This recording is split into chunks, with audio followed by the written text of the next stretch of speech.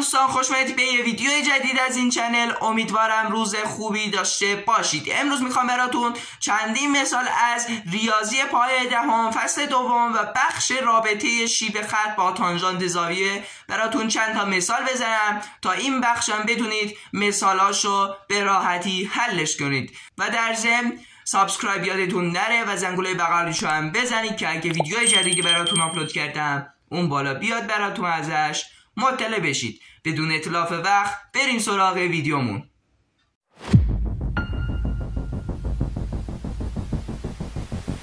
خب دوستان، بریم سراغ مثالامون.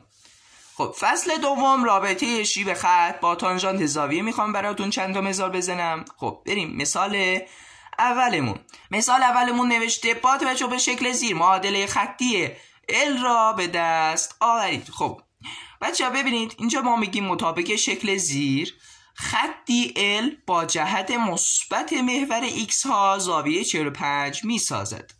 خب ببینید این خط المون هست.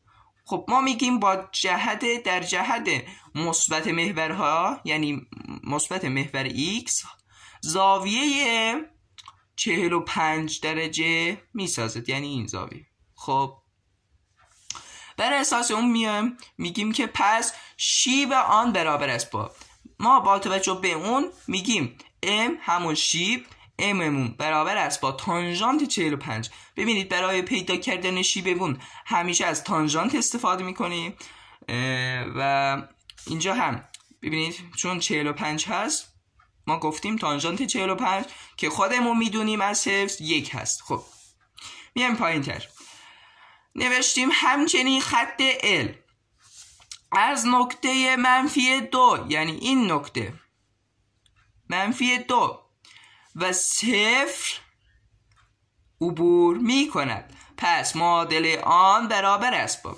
ببینید بچه معادله خط یه دونه فرمول داره که با استفاده از این فرمول میتونیم جوابش رو پیدا کنیم.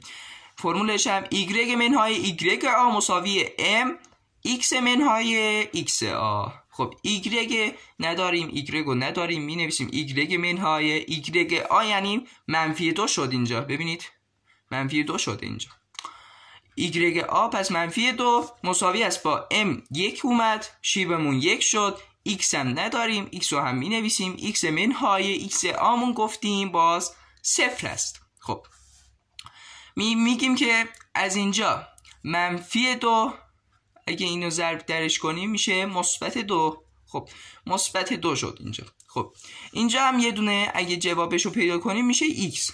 خب اگه اینو -2 رو بندازیم اونور میشه x منهای 2 یعنی y ما جوابش میشه y ما y مساوی x منهای 2 یا x منفی 2. خب دوستان این از مثال اولمون بود که به راحتی حلش کردیم. بریم مثال بعدیمون. خب دوستان مثال بعدیمون نوشته باز معادله خطی است. خب معادله خطی که با جهت منفی محور طولها زاویه 120 درجه می سازد و از نقطه 2 و 0 می گذرد را بنویسید. خب ببینید بچه اینجا دو نوع سوالی داریم. یا اینجا مثل این شکلشو اینجوری همشو میده شکلشو، یا میگه مثلا مثل این مثال میگه که معادله خطی که با جهت منفی محور طولها زاویه 120 درجه میسازد رو بنویسید. خب ما تو اول باید شیبمون رو پیدا کنیم. خب میگیم مطابق شکل زیر خط L با جهت مثبت محور x ها. ببینید خودمون یه دونه با توجه به اطلاعاتی که داده محور میکشیم. خب ببینید این خط L مون هست، اینم زاویه 120 درجه است. خب گفته از نقطه 2 و 0. خب ببینید بچه ها این خط L مون هست، میگیم که با جهت مثبت محور x ها یعنی این x ها زاویه 60 میسازه. خب زاویه 60 میسازه.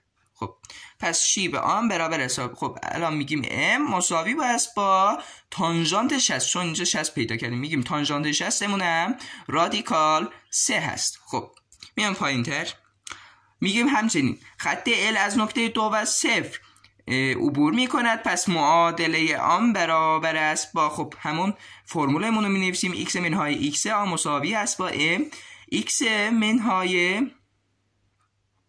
y منهای y آ مساوی m x منهای x آ شد. خب y اینجا باز نداریم، میگیم y منهای از نقطه 0 منهای 0 خب مساوی است با m همان شیبمون رو پیدا کردیم رادیکال 3 x نداریم، باز میگیم x منهای x آمون هم 2 هست باشه.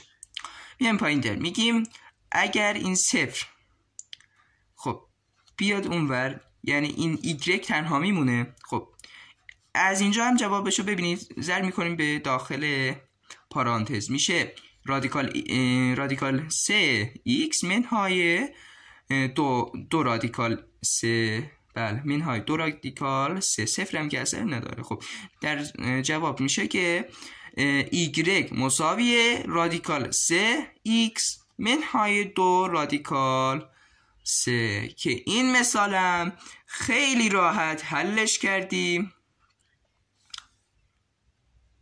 خب دوستان بریم مثال بعدیمون. مثال آخرمون نوشته معادله قطعی را بنویسید که زاویه آن با جهت مثبت محور x ها 30 درجه باشد و از نقطه 3 و منفی 1 بگذرد. خب می نویسیم شیب خطی که با جهت مثبت محور x ها زاویه 30 درجه می سازد برابر با m همون شیبمون m مساوی تانژانت 30 درجه که همون اونم مساوی است با رادیکال 3 سوم. تانژانت 30 رادیکال 3 سوم است. همچنین خط از نقطه 3 و منفی 1 عبور می کند.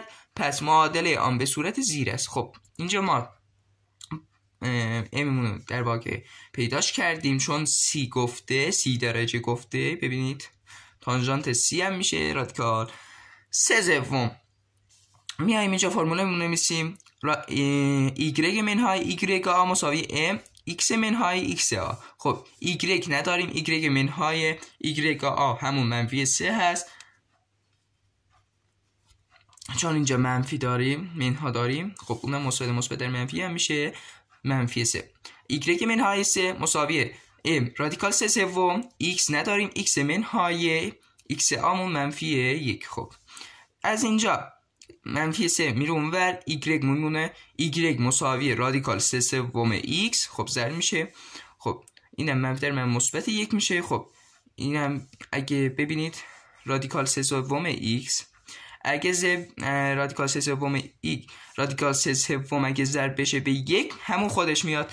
پس میگیم به علاوه رادیکال 3 سوم به علاوه اینم مثبت 3 منفی 3 بود میاد اینجا مثبت 3. پس y ما اومد یا همون شیب ما اومد y مساوی رادیکال 3 سوم x به علاوه رادیکال 3 سوم به علاوه 3. اینجا هم شکلش رو مشاهده میکنید. خب اینم از مثال آخرمون بود.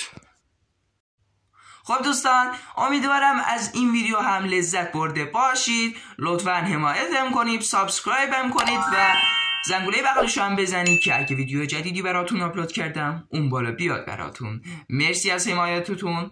تا ویدیو بعدی خداحافظ.